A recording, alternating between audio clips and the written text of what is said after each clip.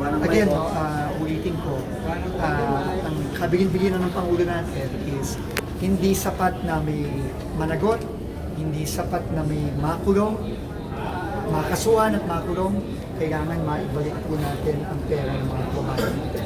So alam niyo naman po, immediately po pagkatapos natin nag-file ng kaso, humingi tayo ng asset freeze order, bank account freeze order sa AMLC na immediately naman po na aksyonan doon sa una nating mga kinasuhan.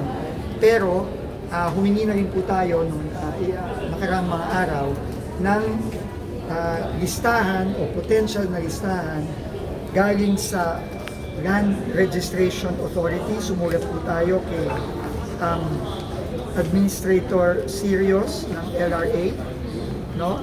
Para i-check po lahat ng properties, lahat ng real properties nung ating 26 na kinasuhan. Kailangan din po malaman natin ito at eventually ma-freeze din po ang mga assets na ito.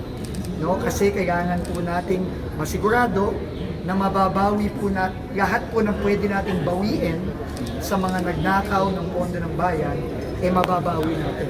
Sumulat din po tayo sa CAAP, sa Civil Aviation Authority of the Philippines, para po kung ang mga taong ito ay posibleng may mga air assets, no? Chopper, aeroplano, etc. Both ng kanilang mga sarili at mga kumpanya nila, pinapacheck din po natin. Sumulat din po tayo sa Marina, no? Baka din po kasi merong mga barko o yate itong mga taong ito. At finally, sumulat din po tayo sa LTO kay Asek Vigor Mendoza.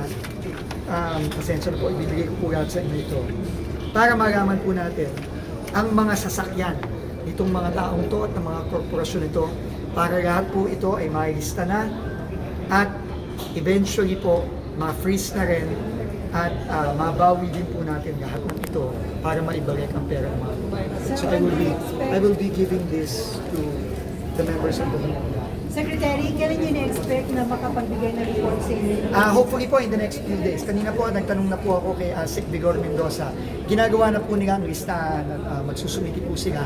At ito po isasubmit din po natin sa mga autoridad, kasama na rin ang AMLC at ang iba pang mga law enforcement agencies tulad ng DOJ at ng Ombudsman.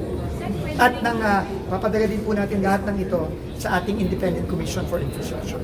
Sir, pwede rin hindi nakapangalan sa kanila, no? So, pwede din po. At kung meron po tayong mga ebidensya na nagpo-point sa mga dami nila o sa mga potensyal na kasama nila, pati po yun, iahabol po natin lahat yan. At gusto ko lang pong i-emphasize na ito pong ginagawa nating proseso o steps.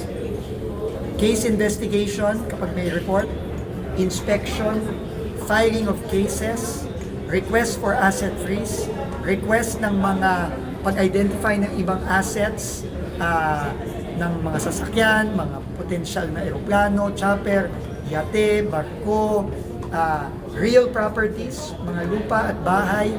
Lahat po ito, itong prosesong ito, itong mga steps na ito ay gagawin natin sa lahat ng mga kaso na ifa-file natin. Template na po ito na paulit-ulit na lang natin gagawin at lahat po ng ito ay sasubmit natin sa Independent Commission for Infrastructure. so sir,